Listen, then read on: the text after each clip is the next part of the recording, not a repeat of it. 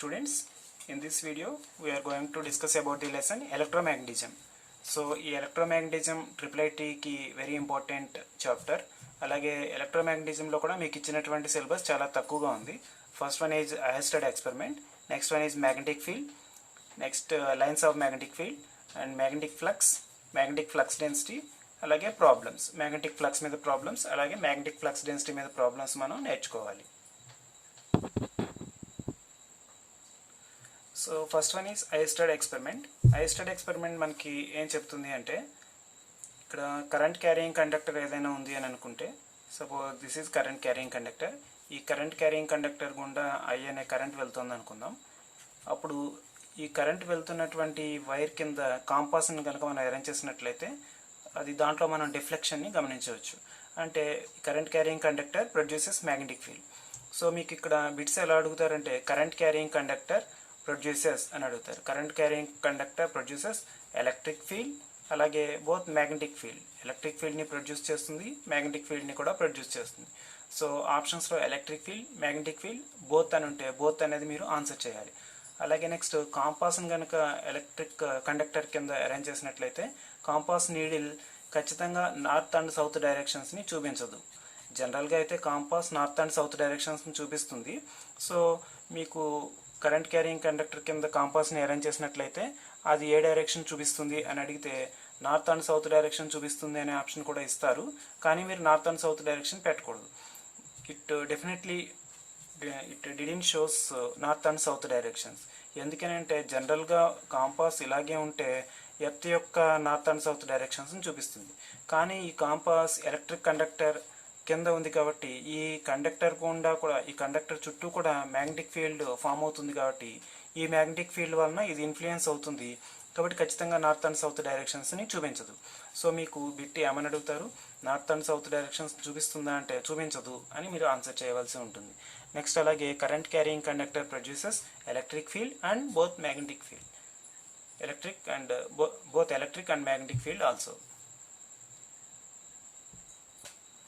And our next concept is magnetic field.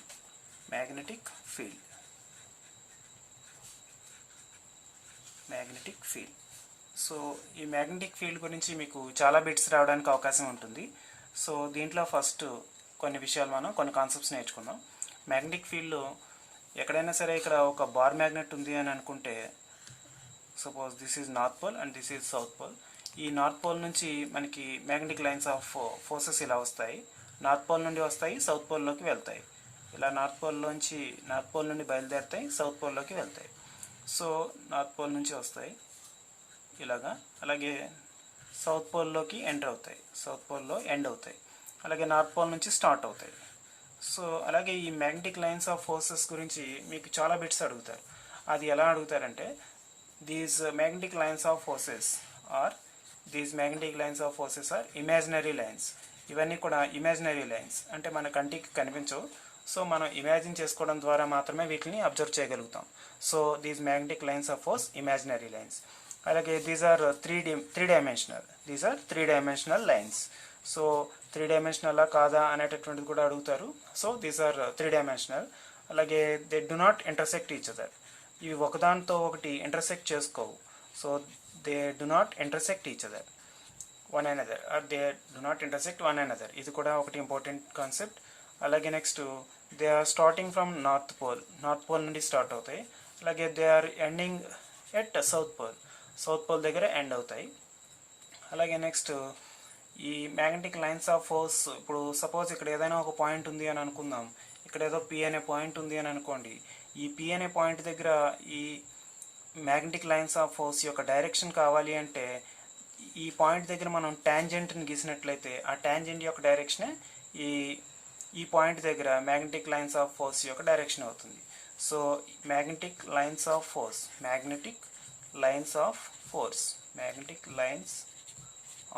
Force ఈ magnetic lines of force యొక్క direction కావాలి అంటే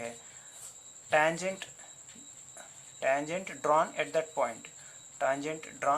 point ఈ మ్యాగ్నెటిక్ ఫీల్డ్ లైన్ దగ్గర, ఆ పాయింట్ దగ్గర డైరెక్షన్ ఆఫ్ మ్యాగ్నెటిక్ ఫీల్డ్ అవుతుంది. సో వీటన్నిటిలో which of the following is correct అని అడిగి ఈ పాయింట్ ఇవ్వచ్చు, లేదా which of the following is not correct అని అడిగి ఈ పాయింట్స్ అన్నీ ఇవ్వచ్చు. సో ఇవన్నీ కూడా మీరు నేర్చుకున్నట్లయితే which of the following is correct అని అడిగినా, which of the following is not correct అని అడిగినా మీరు ఆన్సర్ చేయొచ్చు. సో ఏంటి అంటే these are imaginary lines, these are 3 dimensional, these they do not intersect one another, they are starting from north pole, అలాగే they are ending at south pole, అలాగే magnetic lines of force.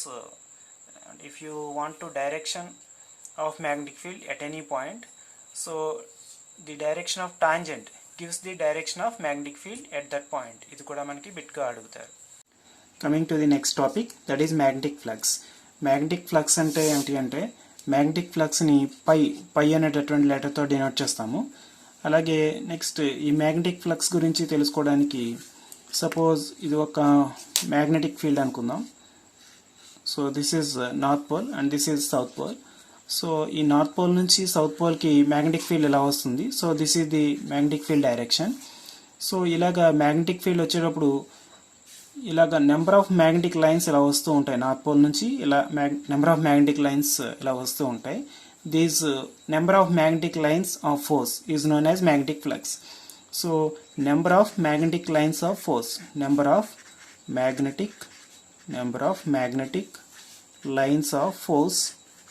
magnetic lines of force is called magnetic flux. So ఇలా కూడా మనకి బిట్గా అడుగుతారు. ఏమని అంటే number of magnetic lines of force are called magnetic flux. అలాగే నెక్స్ట్ ఇంకొకటి తెలుసుకోవాల్సింది ఏంటంటే మ్యాగ్నెటిక్ ఫ్లక్స్ ఇలా జరుగుతున్నప్పుడు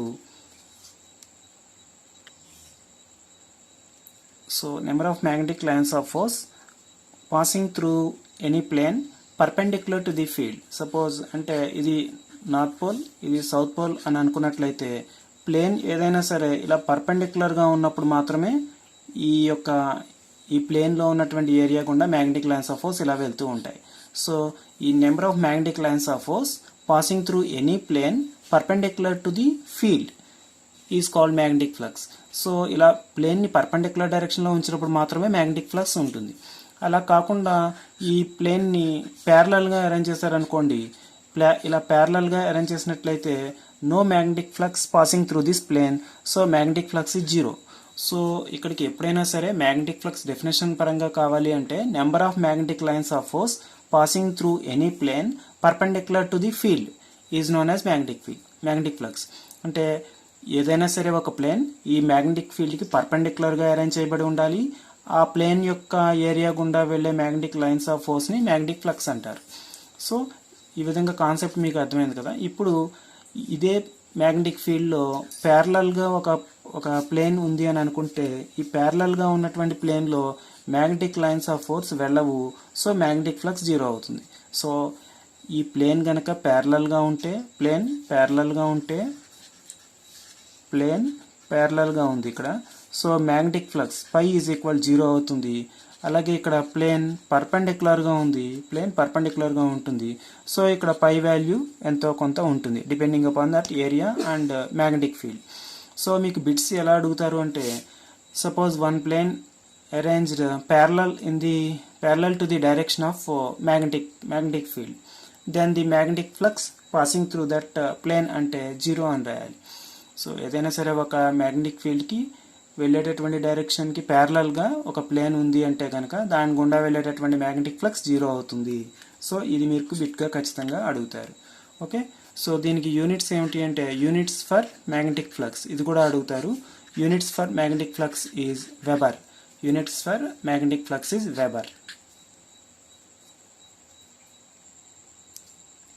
so coming to the next topic, that is magnetic flux density.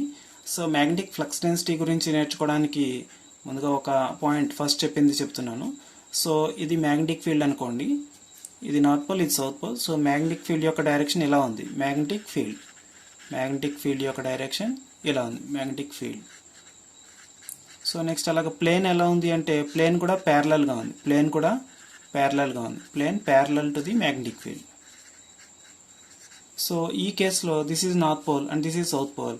So magnetic field direction ఎలా ఉంది, మ్యాగ్నెటిక్ ఫీల్డ్. అలాగే ఈ ప్లేన్ ఎలా ఉంది అంటే పర్పెండిక్యులర్గా ఉంది. ప్లేన్ పర్పెండిక్యులర్గా ఉంది. సో ఈ రెండు కేసులో కూడా మ్యాగ్నెటిక్ ఫ్లక్స్ డెన్సిటీ కూడా మనం నేర్చుకోవాలి. అలాగే మ్యాగ్నెటిక్ ఫ్లక్స్ డెన్సిటీ డెఫినేషన్ ఏమిటి అంటే, మ్యాగ్నెటిక్ ఫ్లక్స్ మీన్స్ ఇలా పర్పెండిక్యులర్గా ప్లేన్ ఉన్నప్పుడు ఎన్ని మ్యాగ్నెటిక్ లైన్స్ ఆఫ్ ఫోర్స్ వెళ్తాయో దట్ ఈజ్ మ్యాగ్నెటిక్ ఫ్లక్స్. మరి మ్యాగ్నెటిక్ ఫ్లక్స్ డెన్సిటీ అంటే ఏమిటి అంటే, మ్యాగ్నెటిక్ ఫ్లక్స్ని పైతో చూపిస్తాం. సో టోటల్గా వెళ్ళేటటువంటి ఈ ప్లేన్లో టోటల్గా వెళ్ళేటటువంటి magnetic lines of force phi అనుకుంటే, ఒక యూనిట్ ఏరియాలో వెళ్ళేటటువంటి మ్యాగ్నెటిక్ ఫ్లక్స్ ఎంత ఉందో that is magnetic flux density. That means phi by A.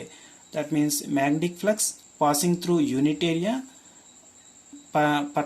when the plane is arranged perpendicular to the field. So ఈ ఫీల్డ్కి ఈ ప్లేన్ని పర్పెండిక్యులర్గా అరేంజ్ చేసినప్పుడు యూనిట్ ఏరియాలో వెళ్ళేటటువంటి magnetic lines of force or magnetic ఫ్లక్స్ని మ్యాగ్నెటిక్ ఫ్లక్స్ డెన్సిటీ అంటారు. So మీకు ఇక్కడ ఈ కాన్సెప్ట్స్ క్లియర్గా అర్థమైతే దానికి ఇచ్చినటువంటి బిట్స్ కూడా మీరు ఆన్సర్ చేయగలుగుతారు. So magnetic flux passing through unit area is called magnetic flux density. దాన్ని బి అని కూడా అంటారు, magnetic flux density. So magnetic flux passing through unit area is called magnetic flux density. అలాగే మరి దీనికి యూనిట్స్ ఏమవుతాయి అంటే weber per metre square. Weber per metre square. దీనికి ఎస్ఐ యూనిట్స్ ఏమవుతాయి weber per metre square. Phi అంటే magnetic flux, దానికి units weber. అలాగే ఏరియా మీన్స్ ఏరియాకి యూనిట్స్ మీటర్ స్క్వేర్ అవుతాయి. So weber per metre square. దీన్ని ఏమంటారంటే టెస్లా అని కూడా అంటారు. So 1 weber per 1 metre square is equal అని అడిగితే టెస్లా అని రాయాలి. అలాగే units of magnetic flux density in SI system అని అడిగితే వెబర్ పర్ మీటర్ స్క్వేర్. లేదా formula for magnetic flux density అంటే B is equal pi by A. Or magnetic flux is equal to magnetic flux density into area, అలా కూడా బిట్గా అడుగుతారు మనకి. పై is equal to BA అవుతుంది కాబట్టి మనకి ఇంకెలా అడగచ్చు అంటే magnetic flux is equal to the magnetic flux density and multiplied by area or the product of magnetic flux density and area is called magnetic flux అని కూడా మనకి బిట్గా అడగడానికి అవకాశం ఉంటుంది. అలాగే సపోజ్ ఇక్కడ ఇదేమో ప్లేన్ మ్యాగ్నెటిక్ ఫీల్డ్కి ప్లేన్ ప్యారలల్గా ఉన్నటువంటి కేసు ఇది. అలాగే మ్యాగ్నెటిక్ ఫీల్డ్కి ప్లేన్ పర్పెండిక్యులర్గా ఉన్నటువంటి కేసు ఇది. అలాగే ఈ రెండు కేసులు కాకుండా థర్డ్ కేసు కూడా ఒకటి ఉంది, అదేమిటో ఇప్పుడు చూద్దాం. సో అలాగా ఇక్కడ ఈ కేసులో మ్యాగ్నెటిక్ ఫీల్డ్ డైరెక్షన్కి ప్యారలల్గా ప్లేన్ ఉంది. ఈ కేసులో మ్యాగ్నెటిక్ ఫీల్డ్కి పర్పెండిక్యులర్గా ప్లేన్ ఉంది.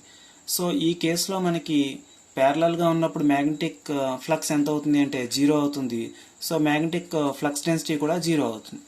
అలాగే ఈ కేసులో పర్పెండిక్యులర్గా ఉంది కాబట్టి ఇక్కడ మ్యాగ్నెటిక్ ఫ్లక్స్ ఉంటుంది, అలాగే మ్యాగ్నెటిక్ ఫ్లక్స్ డెన్సిటీ కూడా ఉంటుంది. సో నెక్స్ట్ థర్డ్ కేసు ఏమిటి అంటే, ఇలా వెళ్ళేటటువంటి this is magnetic field direction B. That means magnetic flux density బితో చూపిస్తాము. సో బి యొక్క డైరెక్షన్ ఇలా ఉంది. అలాగే ఇది ఒక ప్లేన్ అనుకుందాం. ఇది ప్యారలల్ గాను లేదు, పర్పెండిక్యులర్ గాను కూడా లేదు. ఇది ఎలా ఉంది అంటే ఈ మ్యాగ్నెటిక్ ఫీల్డ్కి కొంత యాంగిల్ చేస్తూ ఉంది. ఓకే, ఈ ప్లేన్ అనేటటువంటిది ఈ మ్యాగ్నెటిక్ ఫీల్డ్తో కొంత యాంగిల్ చేస్తూ ఉంది. కానీ ఇక్కడ ఇలా యాంగిల్ చేస్తూ ఉన్నప్పుడు మ్యాగ్నెటిక్ ఫ్లక్స్ డెన్సిటీకి ఫార్ములా ఏమవుతుంది అంటే B is equal pi by A cos theta. So ఇది మీరందరూ కొంచెం చదువుకున్న వాళ్ళు ఇది గుర్తుపెట్టుకుంటారు.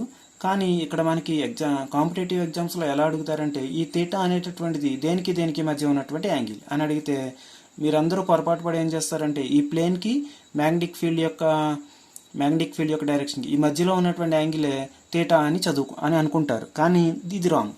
సో ఈ ప్లేన్కి మ్యాగ్నెటిక్ ఫీల్డ్ డైరెక్షన్కి మధ్య ఉన్న యాంగిల్ థీటా కాదు.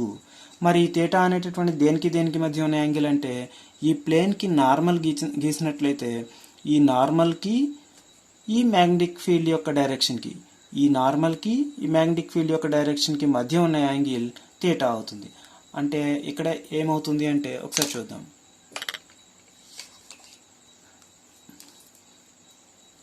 సో ఇక్కడ యాంగిల్ థీటా ఎలా చూపించాలంటే, సో దిస్ ఈజ్ నార్మల్, ఇలా గీస్తున్నాం, ఇది నార్మల్. సో ఈ నార్మల్కి మ్యాగ్నెటిక్ ఫీల్డ్కి మధ్య ఉన్నటువంటి యాంగిల్ దిస్ ఈజ్ థీటా. ఈ యాంగిల్ మనం థీటాగా తీసుకుంటాం.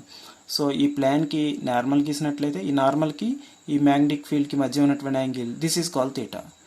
సో థీటా వాల్యూని మనం అడిగితే కనుక ఎగ్జామ్స్లో ఏమని రాయాలి, A cos theta means in this formula B is equal pi by A cos theta. Theta is the angle between magnetic field and normal to the plane, normal to the plane. ప్లేన్కి గీసినటువంటి నార్మల్కి and magnetic field డైరెక్షన్కి మధ్యలో ఉన్నటువంటి యాంగిలే cos theta. So మీరు ఇలా కూడా చూసుకున్నట్లయితే పర్పెండిక్యులర్గా ఉంది అనుకోండి, అప్పుడు ఎలా ఉంటుంది, ప్యారలల్గా ఉంటే ఎలా ఉంటుంది అనేది ఇప్పుడు చూద్దాం.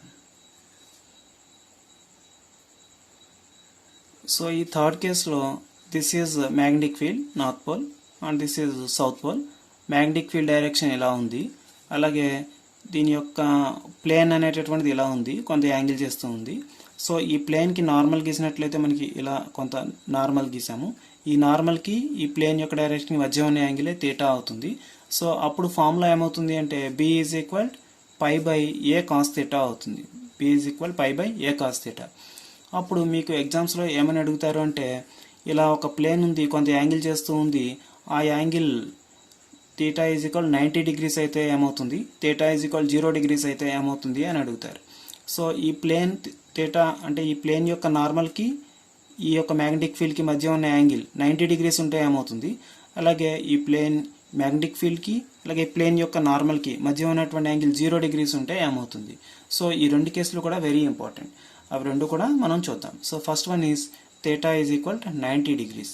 సో ఇప్పుడు ఏమవుతుంది అంటే this is north pole of the bar magnet and not bar magnet, so north pole of the magnetic field and this is south pole of the magnetic field. So magnetic field యొక్క direction ఇలా ఉంది. Okay, so plane ఎలా ఉంది అంటే plane యొక్క నార్మల్కి అలాగే magnetic ఫీల్డ్కి మధ్య ఉన్నటువంటి యాంగిల్ 90 degrees అంటున్నారు. సో ఈ ప్లేన్ కూడా ఇలా ఉందనుకుందాం, సో అంటే ప్యారలల్గా ఉందనుకుందాం. ప్లేన్ ఎలా ఉంది అంటే ప్యారలల్గా ఉంది అనుకోండి, ప్లేన్ ప్యారలల్గా ఉంది. అప్పుడు ఏమవుతుంది అంటే ఈ ప్లేన్కి గీసినటువంటి నార్మల్ ఏమవుతుంది, ఇలా ఉంటుంది. ఓకే, ప్లేన్కి గీసినటువంటి normal, this is normal to the plane. So ఈ ప్లేన్కి గీసినటువంటి నార్మల్ ఎలా ఉంది, ఇలా ఉంది. అప్పుడు ఈ నార్మల్కి ఈ మ్యాగ్నెటిక్ ఫీల్డ్కి మధ్య ఉన్నటువంటి యాంగిల్ ఎంత ఉంటుంది అంటే 90 degrees ఉంటుంది. ఓకే, అప్పుడు ఇదే కదా మనకు కావాల్సినటువంటిది 90 degrees. Theta is equal 90 degrees means, so ఈ ప్లేన్ ప్యారలల్గా ఉంది అంటే దాని అర్థం ప్లేన్ యొక్క నార్మల్ అండ్ ఈ మ్యాగ్నెటిక్ ఫీల్డ్ ఒకదాంతో ఒకటి ఎలా ఉన్నాయి, పర్పెండిక్యులర్ డైరెక్షన్లో ఉన్నాడు. This is perpendicular. మనకు కావాల్సినటువంటి కండిషన్ ఇదే కదా, theta is equal 90 degrees means, theta means angle between this magnetic field and ప్లేన్కి గీసినటువంటి నార్మల్. ఈ నార్మల్కి మ్యాగ్నెటిక్ ఫీల్డ్కి మధ్య ఉన్నటువంటి యాంగిల్ 90 degrees ఉండాలి. సో ఇది కేస్ 90 degrees ఉంది. అప్పుడు మ్యాగ్నెటిక్ ఫ్లక్స్ డెన్సిటీ ఏమవుతుంది అంటే magnetic flux density B is equal pi by A cos theta. Magnetic flux density is equal pi by A cos theta. అలాగే మ్యాగ్నెటిక్ ఫ్లక్స్ ఏమవుతుంది, phi is equal BA cos theta అవుతుంది. సో ఇక్కడ ఈ కేసులో magnetic flux కావాలి అని అనుకోండి, అప్పుడు ఏమవుతుంది అంటే pi is equal BA cos theta ప్లేస్లో 90 degrees వేసుకోవాలి. Theta is equal 90. So BA cos 90 means sine 90 1 అవుతుంది. సో కాస్ 90 0 అవుతుంది. So cos 90 value 0. So 0 into something 0 అవుతుంది. సో అందువల్లనే మనం ఎప్పుడైనా సరే ప్లేన్ని ప్యారలల్గా అరేంజ్ చేస్తే అక్కడ మ్యాగ్నెటిక్ ఫ్లక్స్ డెన్సిటీ 0 అవుతుంది, అలాగే మ్యాగ్నెటిక్ ఫ్లక్స్ కూడా 0 అవుతుంది. సో మీకు అడగడం బిట్స్ ఎలా అడుగుతారు అంటే, if a plane is arranged parallel to the magnetic field then magnetic flux is అని అడిగితే 0 అని రాయాలి. అలాగే then magnetic flux density is also 0. Why because 0 by something 0 అవుతుంది. అలాగే ప్యారలల్గా ఉంది అని ఎప్పుడు అడిగినా సరే ఆన్సర్ 0 అవుతుంది. అలాగే థీటా ఈజ్ ఈక్వల్ 90 degrees అని అడిగితే మీరు కన్ఫ్యూజ్ అవుతారు, కానీ అప్పుడు కూడా ఆన్సర్ ఎంత అవుతుంది, 0 అనే అవుతుంది. So a plane is arranged in magnetic field such that theta is equal 90 degrees then magnetic flux is అని అడిగితే 0 అవుతుంది. అంటే ఒక ప్లేన్ ఉంది, అది మ్యాగ్నెటిక్ ఫీల్డ్లో అరేంజ్ చేశారు, ఎలాగా అంటే థీటా ఈజ్ ఈక్వల్ 90 degrees అయ్యేటట్లుగా. అప్పుడు మ్యాగ్నెటిక్ ఫ్లక్స్ ఎంత అంటే 0, magnetic flux density is also 0. So ఈ విషయాలు మీరు జ్ఞాపకం ఉంచుకోవాలి.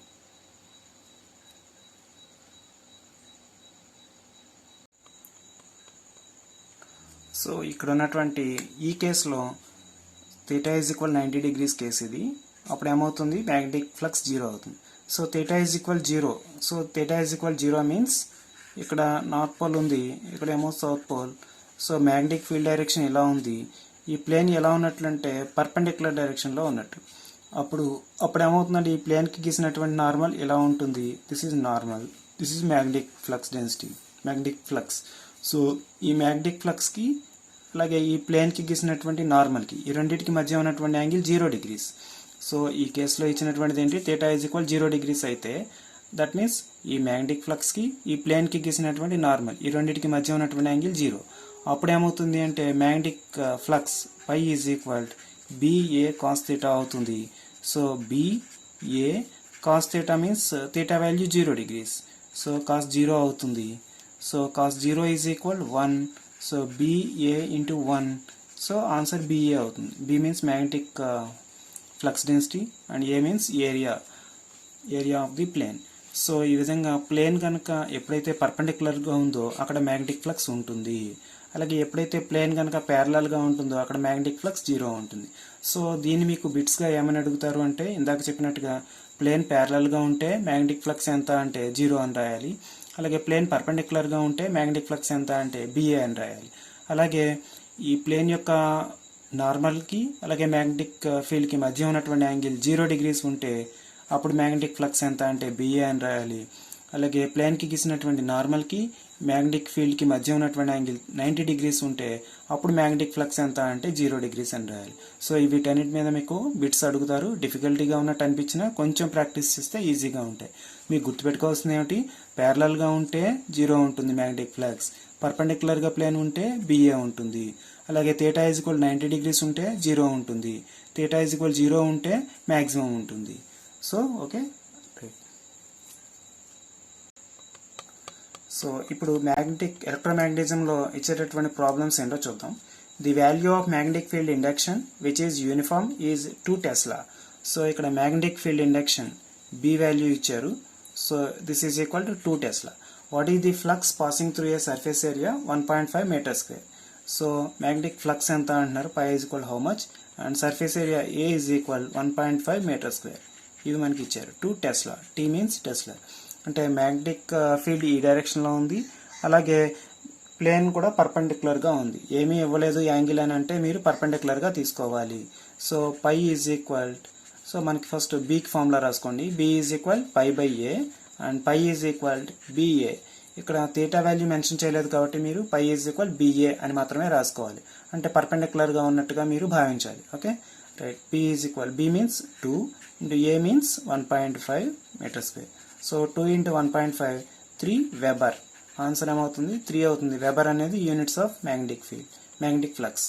So 3 Weber is the answer. So next question చూడండి. A magnetic field of 7 Tesla is directed perpendicular to the face of a circular coil with a radius of 2 cm. Calculate the magnetic flux in this coil. So ఇక్కడ ఏమి ఇచ్చారు అంటే ఇక్కడ కూడా angle ఏమి mention చేయలేదు కాబట్టి ఈ ప్లేన్ పర్పెండిక్యులర్గా ఉన్నట్టుగా మీరు తీసుకోవాలి. అలాగే magnetic field of 7 Tesla. So magnetic field ఇచ్చారు B is equal 7 Tesla and directed perpendicular to the, already perpendicular అని ఇచ్చాడు, perpendicular to the face of a circular coil. So circular coil, ఇది సర్క్యులర్ కాయిల్ ఫామ్లో ఉందని ఇచ్చారు with a radius of 2 cm. Small r is equal 2 cm. So calculate the magnetic flux in this coil. Magnetic flux pi is equal ఎంత అని ఇచ్చారు. So ఇక్కడ మనకి పైకి ఫార్ములా ఉంది కదా, B is equal pi by A and phi is equal BA. So ఈ ఫార్ములాని బేస్ చేసుకుని మనం ఫైండ్ అవుట్ చేయొచ్చు. కానీ ఇక్కడ B వాల్యూ ఇచ్చారు 7 Tesla, ఏరియా ఇవ్వలేదు కాబట్టి మనం ఏరియాని కనుక్కోవాలి. So area of the circular coil అని ఇచ్చారు కాబట్టి సర్క్యులర్ కాయిల్ అని ఇచ్చారు కాబట్టి ఏరియా ఏమవుతుంది పై r² అవుతుంది. సో కానీ ఇక్కడ r వాల్యూ సెంటీమీటర్స్లో ఉంది కాబట్టి దీన్ని ఫస్ట్ మీటర్స్లోకి మార్చండి. సో 2 ఇంటూ సెంటీమీటర్స్ని మీటర్స్లోకి మారిస్తే 10⁻⁻2 meters. 10⁻⁻2 meters. So 2 into 10⁻⁻2 meters.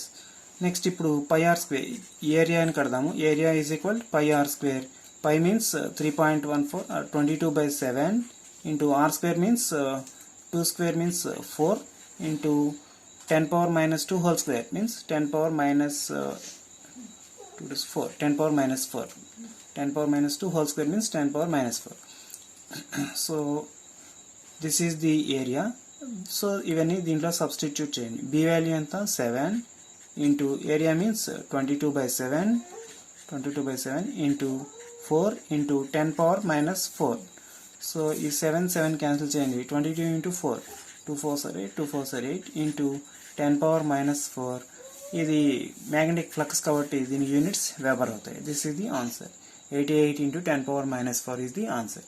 So మీకు ఇచ్చేటటువంటి ప్రాబ్లమ్స్ అన్నీ కూడా ఈ ఫార్ములాను బేస్ చేసుకుని ఎక్కువ ఉంటాయి. అలాగే π = BA ఈ ఫార్ములాను బేస్ చేసుకుని ఉంటాయి. ఓకే, ఇంకొకటి గుర్తుపెట్టుకోవాల్సింది ఏంటంటే ఇక్కడ సెంటీమీటర్స్లో ఇస్తారు. సో టెస్లా అనేది SI యూనిట్ కాబట్టి దీన్ని కూడా మనం వెంటనే మీటర్స్లోకి మార్చాలి ఖచ్చితంగా. మీటర్స్లోకి మార్చకుండా చేస్తే కనుక మీకు తప్పు ఆన్సర్ అవుతుంది. So please watch this sum. ఇక్కడ చూడండి, a magnetic field of 30 tesla is directed parallel to the face of a square coil 10 cm into 10 cm. Calculate the magnetic flux. So ఇక్కడ మిమ్మల్ని కన్ఫ్యూజ్ చేయడానికి ఇవన్నీ ఇచ్చారు, కానీ parallel to the face of a square coil అని ఇచ్చారు. So ఎప్పుడైతే ఈ ప్లేన్ మ్యాగ్నెటిక్ ఫీల్డ్కి ప్యారలల్గా ఉందో మనకి వెంటనే మ్యాగ్నెటిక్ ఫ్లక్స్ ఏమవుతుంది అంటే 0 అవుతుంది. సో మిగిలినటువంటి ఎంత చేసినా మనం 0నే అవుతుంది. ఒకసారి చేసి కూడా చూపిస్తాను. Magnetic field of 30 tesla. So B value ఎంత ఇచ్చారు? 30 ఇచ్చారు. B value is magnetic field of 30 tesla. And next parallel to the face of a square coil of 10 cm into 10 cm.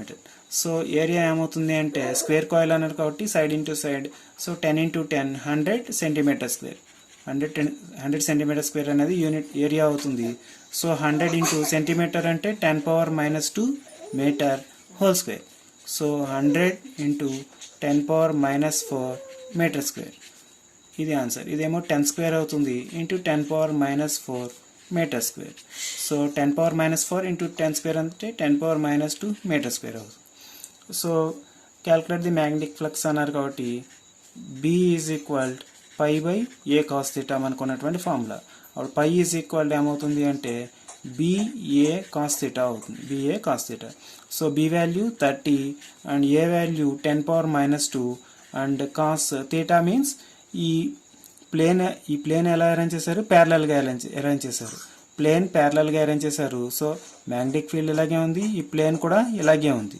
కానీ మనం ఏ యాంగిల్ తీసుకోవాలంటే ఈ ప్లేన్కి గీసినటువంటి నార్మల్, అలాగే ఈ మ్యాగ్నెటిక్ ఫీల్డ్ యొక్క ఈ ఫీల్డ్కి మధ్య ఉన్నటువంటి యాంగిల్.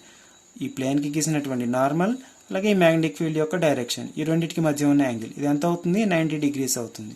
సో cos 90 degrees అవుతుంది. cos 90 degrees వాల్యూ 0 అవుతుంది. సో 0 into సంథింగ్ 0నే అవుతుంది. So magnetic flux is 0.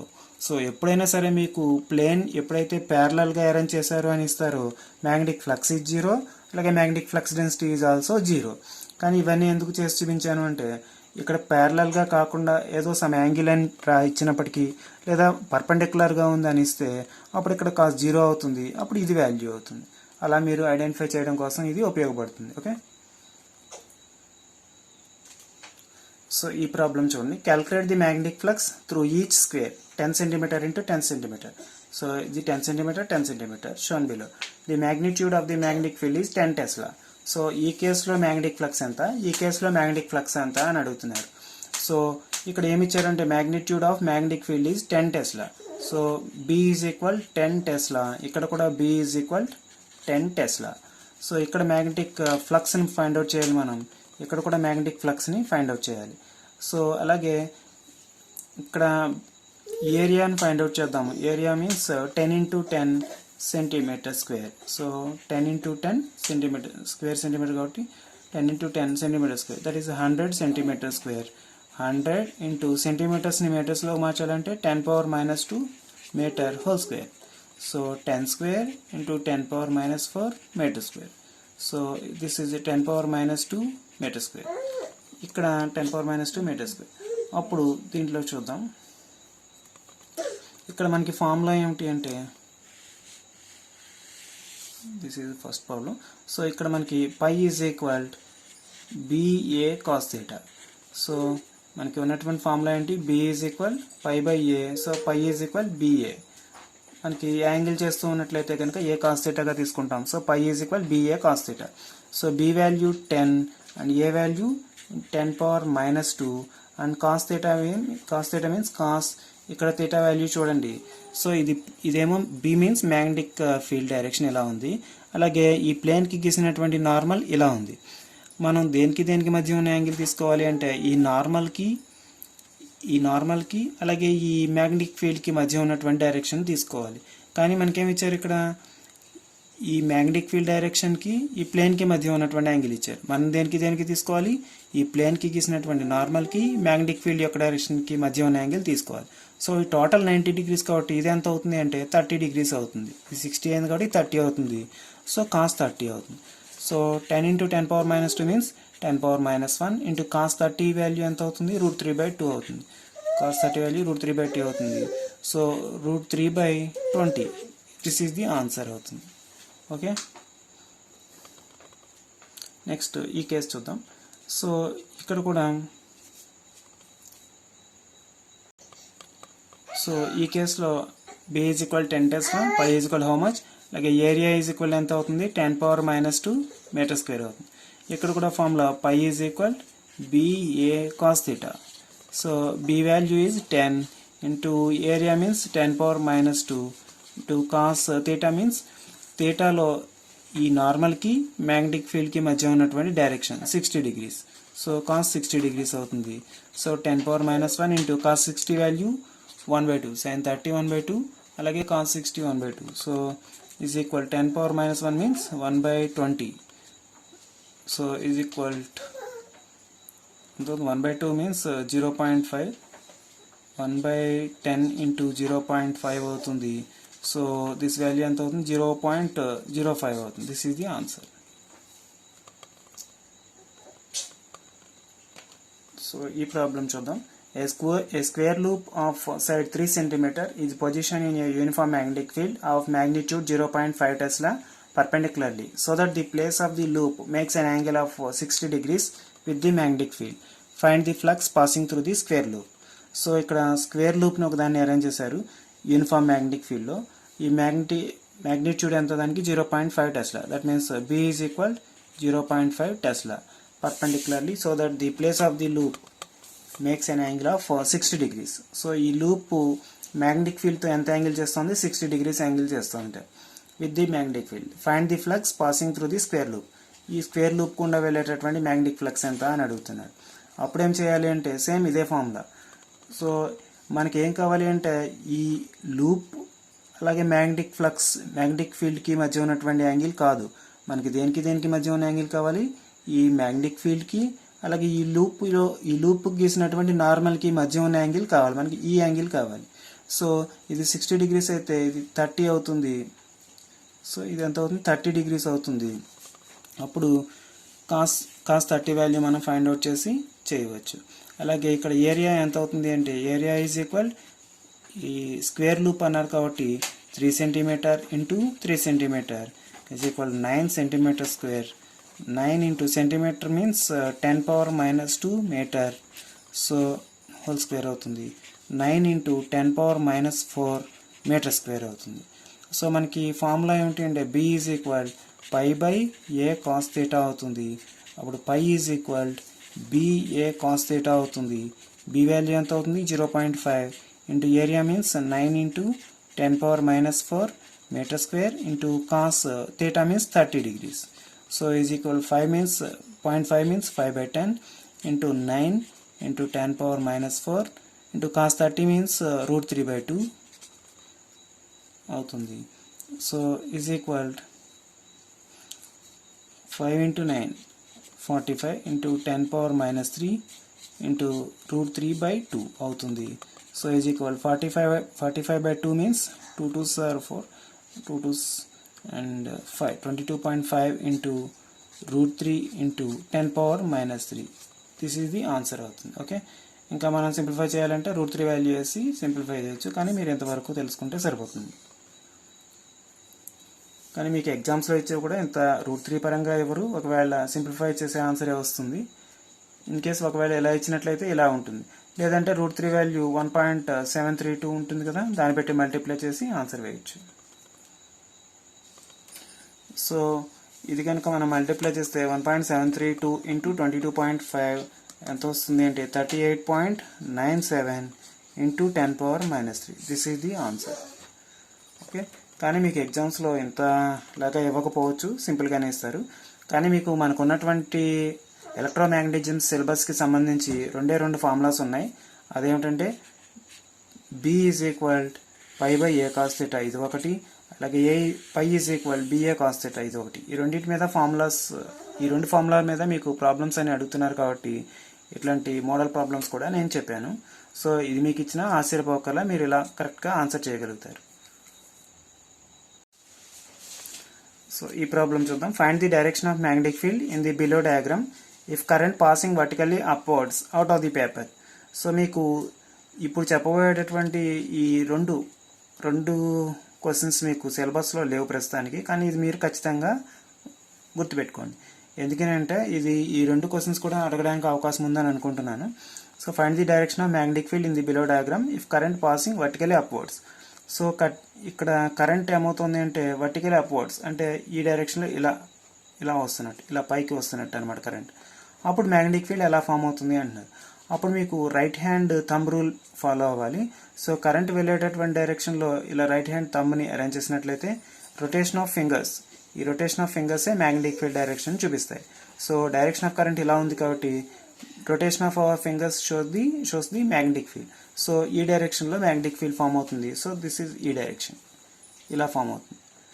So ఈ direction means anticlockwise direction. So anti clock wise direction పెట్టండి. సో ఇక్కడ మీరు గుర్తుపెట్టుకోవాల్సింది ఏంటి, థంబ్ కనుక కరెంట్ని చూపిస్తే ఈ రొటేషన్ ఆఫ్ ఫింగర్స్ మ్యాగ్నెటిక్ ఫీల్డ్ని చూపిస్తాయి. సో ఓకే, ఇది గుర్తుపెట్టుకోవాలి.